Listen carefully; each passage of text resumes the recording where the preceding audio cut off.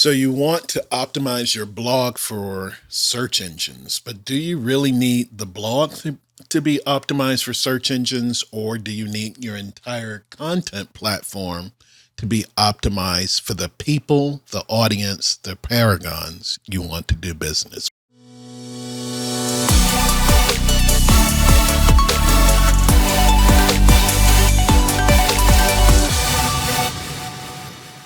Hey, everybody, this is Cam, the Chief Marketunist at Made Grand by Cam, and I am excited that you have decided to come back and join me for another episode of the Marketunity, where we're focused on helping you get all of the insight, all of the frameworks you need so that you can do business, do marketing, do digital commerce, and make it work for you while you sleep.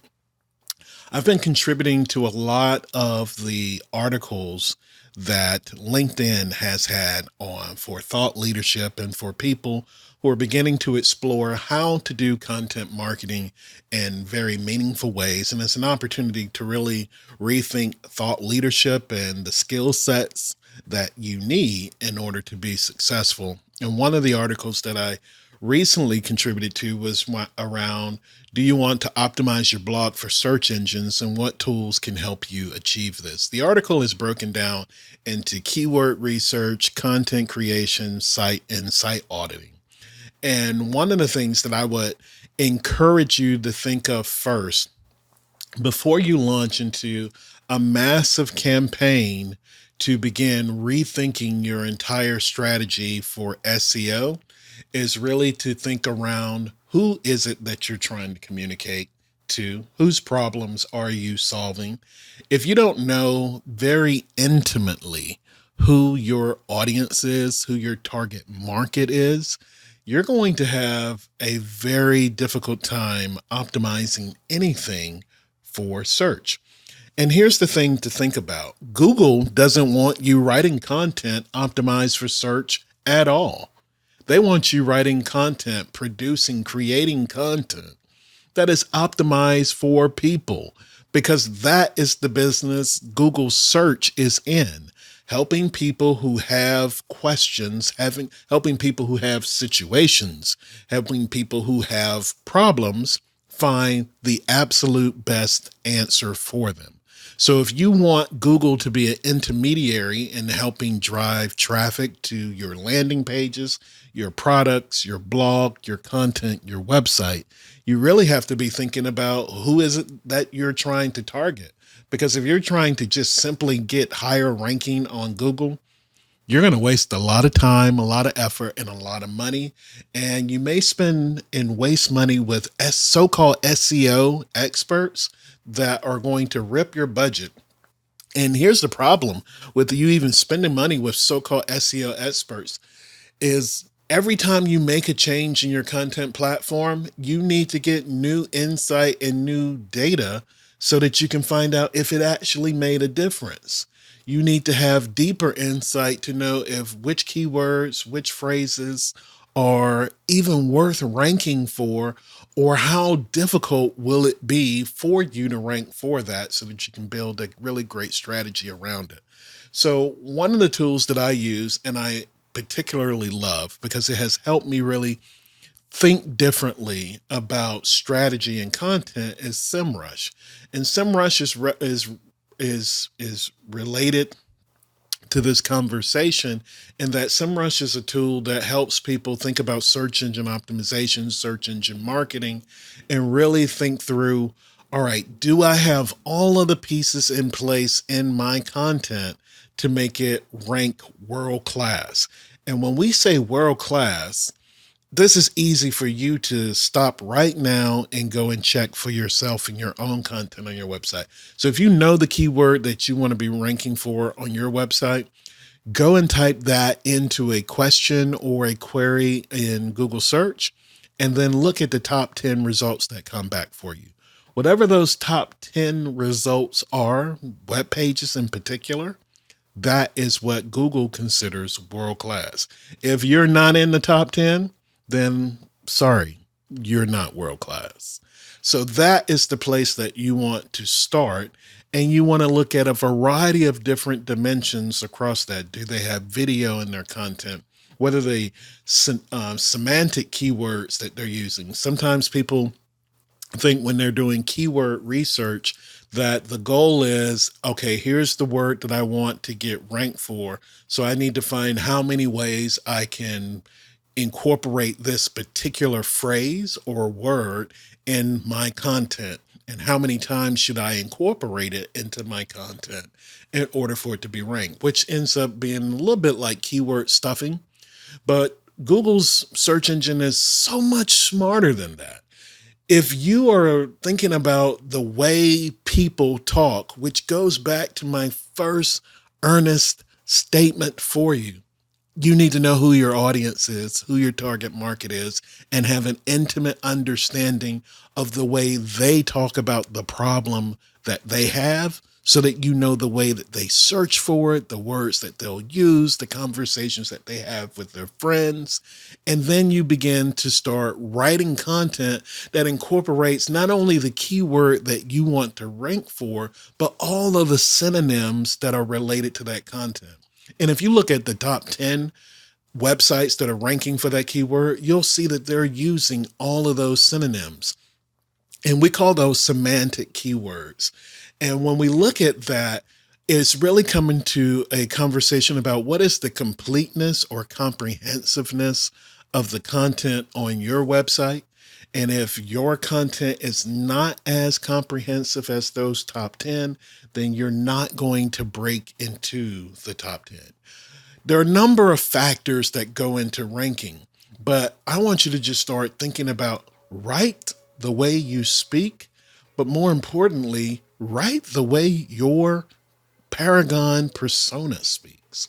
If you miss that opportunity to really think about the way they connect, the way they communicate, you're going to miss a whole realm of opportunities to think through, talk through, and expose them to the way your business can help solve that problem. So that's keyword research. Before you even start doing keyword research, really think through, do I even know who I'm writing for? And make sure that you're writing information for them. In the article, one of the things I talked about is Google's Keyword Planner. It's a free tool, but it's not free, obviously. So here's a pro tip for you. The tool will ask you to put in a credit card because the whole purpose of Google's Keyword Planner is to get you to start buying ads, search ads, and knowing what the keywords you're going to use to rank for those ads. So they ask you for a credit card. But if you pay attention and actually read through the instructions, you won't get duped into giving Google a credit card for a tool that's free. So think through that before you start putting your business or personal credit cards into these tools. Make sure that instead of just agreeing to everything, read the fine print, and you'll see how you can get around that and get insight into which keywords you want to use. Also know that when you're doing keyword research, there are some keywords that are informational. There are some keywords that are navigational. There are some keywords that are transactional. And then there are some words that are commercial. If you're trying to do business with your keywords and you want to convert your audience or the visitors to your landing pages, your website, to move into your funnels, whether that be a marketing funnel or a sales funnel, you need to be thinking strategically, am I using the appropriate keyword for a conversion? If you're using informational or navigational keywords, you're using keywords that are really targeted for people just earlier in the sales stage, earlier in the buying process. They're not really looking to make a purchase. It's when you start using keywords that are transactional or keywords that are more importantly commercial, that they're looking to buy. These are active people in the market ready to spend money. When you use those commercial keywords, you're going to be far more successful in getting the right people to convert in your content. And then when you go back and check the rankings of your stuff and qualify it against all those other things that we talked about, you'll see far more success there.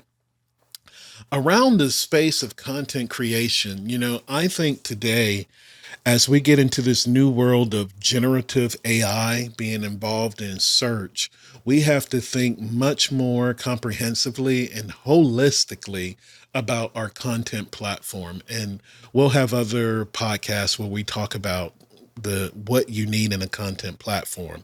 But I want to make sure that we're super clear on just blogging alone is not the only way that you can start getting ranked on Google. Google use all types of data and signals to get content into it, from podcasts to books to events to video, a whole smorgasbord of opportunities in terms of content creation exist. So as you're creating all of your content, you really need to be thinking strategically on how do I want all of these keywords to play together. And I want to give you a practical example. We use a platform for doing all of our webinars. I use Easy Webinar. I don't get any money from Casey from telling you that. Casey, we might have to work on that in the future. But I love Easy Webinar. It's a great platform. But one of the things that Casey does is he's made the platform so that you can actually create basically everything you possibly can imagine that you need for a webinar on their website, from the landing page for registration to the welcome page, the thank you page. All of those things can be done entirely on their platform. And you can also put in your SEO content for your webinar so that it can show up in the search rankings. But I don't use all of those tools. I prefer to keep all SEO traffic coming to my website, my domain. I spend a lot of time trying to make sure that the content strategy is holistic across the board. So I don't want to splinter my SEO ranking by putting those keywords on third-party platforms. And you might feel differently, but if I'm going to spend all of the energy building a content strategy for a people first content experience, why would I want to splinter that with third party platforms across the board? So I use a lot of their tools to integrate back into our website. And when those tools are integrated back into our website, then you can still do the registration. I can send them to a custom thank you page that puts them into another funnel, and I can send them to the waiting page. The only thing that I need the webinar platform to be is the host for the actual webinar. But for registration, I want all of the keywords for that on my own page so that, one, I can do internal linking on my website so that when I write a blog article or do a podcast, I'm linking within my own website to the event to register for that. If I want to create a pop-up for it, it's back on my website. I don't want to have the touch points scattered across the internet. I rather keep all of that on my own website. And the same is true for podcasting. If I'm creating content on my podcast, the podcast is hosted on madegrandbycam.com. So why would I want the Marketunity scattered across the internet? All that's doing is pointing traffic to those other domains, when my domain is the one that I want to build authority and ranking for. So as you think about content creation, especially as you're building out your marketing stack and you're building out all of the content channels that you need to have, be very specific about how you want to incorporate those third-party platform services back into your own website so that the experience can be seamless and so that you can control the entire funnel customer journey instead of having it splintered across the entire internet. Plus, with so many of these services, they're designed to be integrated into your website, but they allow you to build it on their platform because it's just super easy to do. And they're catering to people who don't know how to integrate these things into their own website. So think through that when you're looking at the content creation piece. And then finally, we have thinking about a site audit. And so if you've never done an audit before, you're going to be delightfully surprised or maybe completely shocked when you do an audit, because audits are going to look at both the technical things that you're getting right and getting wrong, as well as your content to show what you're ranking for and what you're not ranking for, but also what is the quality of your website overall. And one of the biggest challenges that I see is that if you really want to start using audits effectively, then you need to have some type of standard, some type of policy, some type of objective criteria that you use for publishing content, creating content in the first place. I started doing audits when I was the CIO in education because we were not only having financial audits that we needed to attend to. In those finance audits, I worked closely with the CFO, and she was my mentor, but I worked closely with the CFO on every aspect of the audit and what the findings were, what the remediation plan was.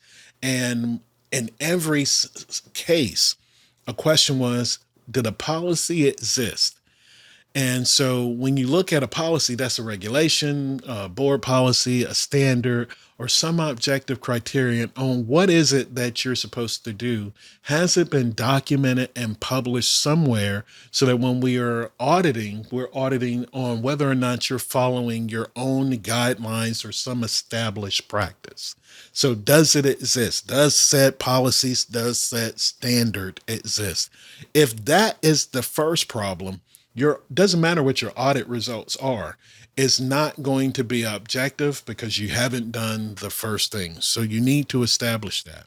And when you're thinking about establishing it, there are two pieces that you need. First, the first thing we talked about, number one, you need to know who your target audience, target market is. And I don't use those words interchangeably. I might need to clarify that. When we're talking about audience, we're talking about everybody that would be your ideal customer in general, where they are, where they're hanging out on social media. But when I say market, I'm talking about the buyers, the people who will actually spend money with you. And so you need to think about that you have a large number of channels where your audience exists. But if they're not buying anything from you, if they're not subscribing to your newsletter and your email marketing, downloading anything to put into a marketing or sales funnel, they're just audience members. It's not until they actually take a positive affirmative action to give you some detailed information that you need, a phone number, an email address, or a credit card number, that they become part of your market, the buyers, the paragons that you want to do business with. So you need both of them, but your goal is to convert your audience into your market. And you need both of those, audience and market, continuing to grow large and exponentially. And we'll talk a lot more about that in future episodes. But write a profile for the business. Get a persona, the avatar. Who is that Paragon persona that you want to do business with? And are you targeting them in their needs, their desires, what they want to get solved, and how they want to get it solved? And now, do you have a standard in which you write the content to? So that we should be thinking about, if I write a blog, what does that mean? Is it 800 words? Is it 1,000 words, 1,200, 2,000, etc.?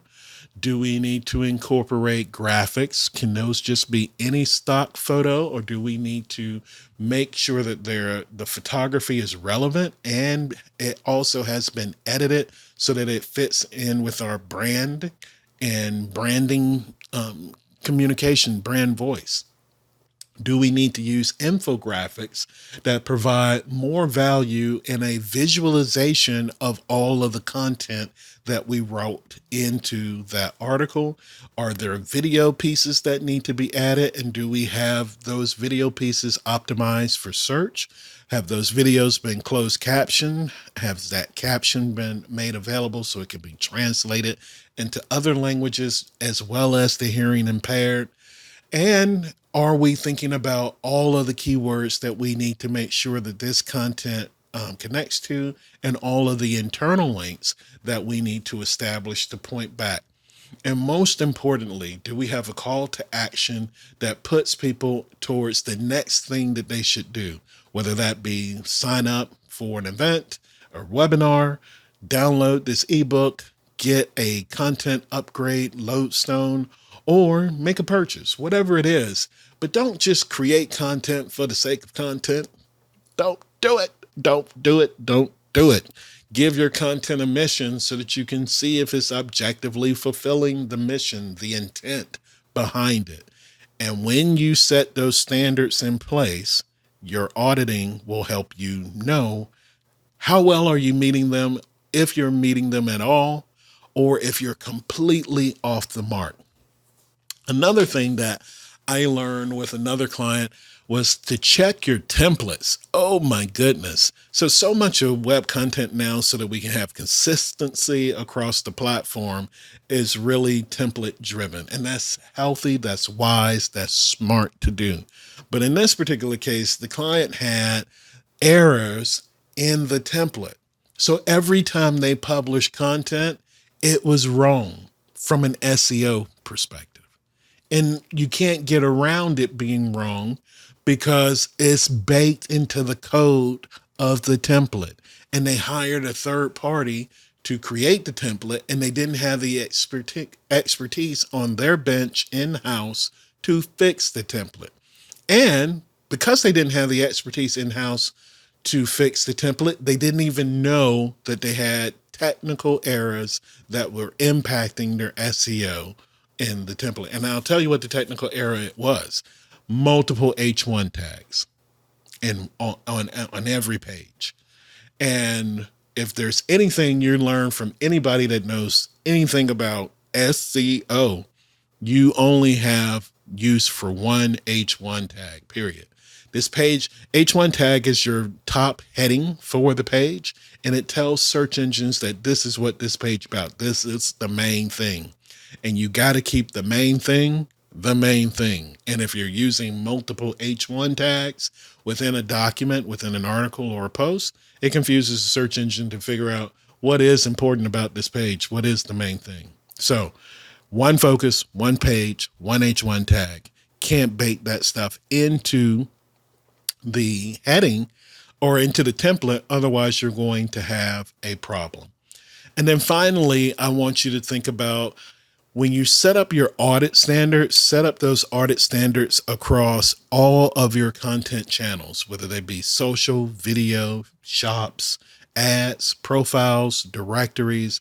It is likely that if you have a problem in the content that's on your website, you've replicated that poor performance or that sub-optimization across all of your content channels. So mediocrity in one place is oftentimes a sign that mediocrity is being contagious and also everywhere. It has spread and been, all your content's infiltrated with that.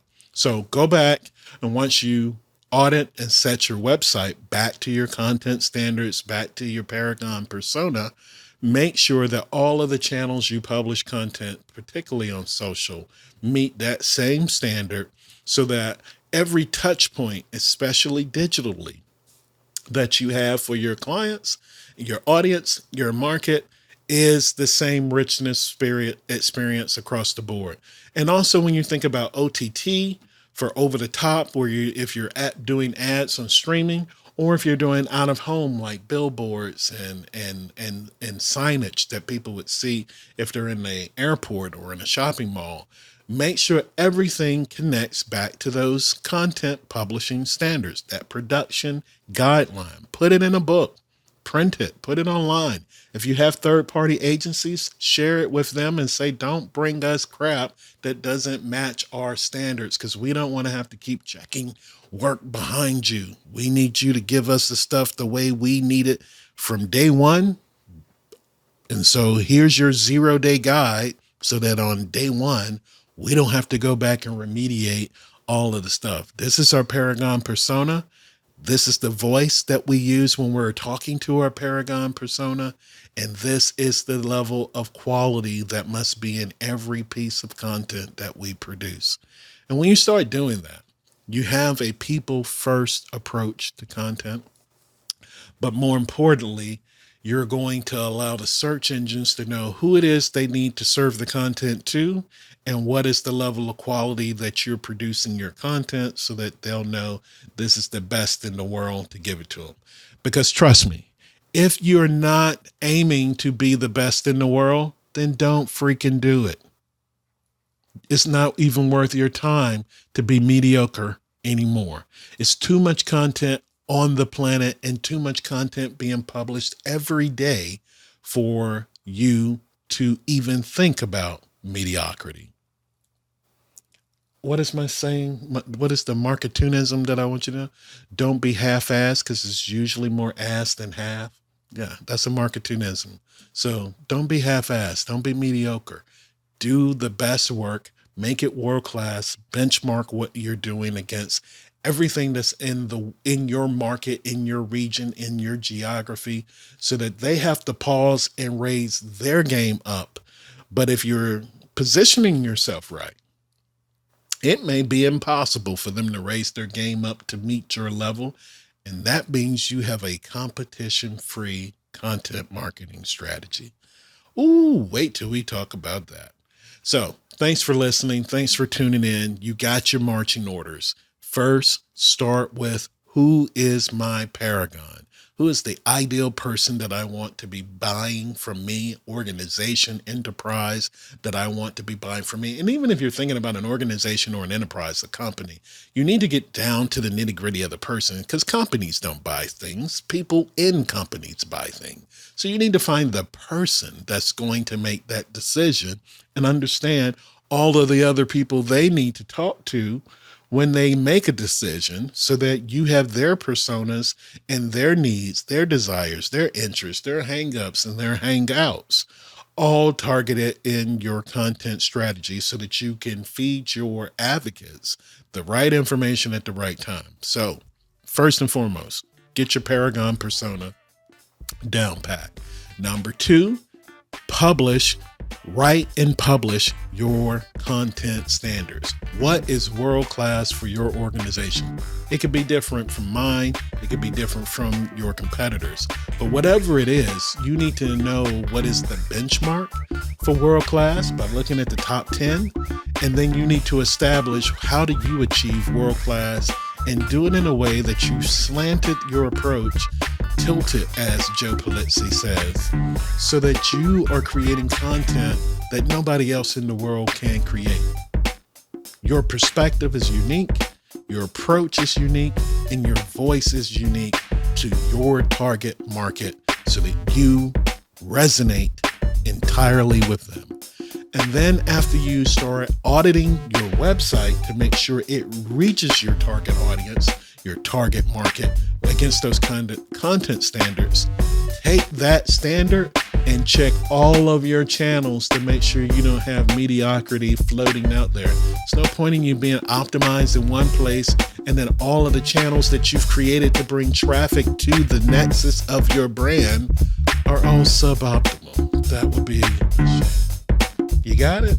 If you got questions, reach out to me online, but more importantly, subscribe to the show, and you'll get to ask me questions all the time at themarketunity.com. We'll talk to you real soon, and I guess this is just perfect timing with that little chime from my calendar alarm, because the show's over. Peace.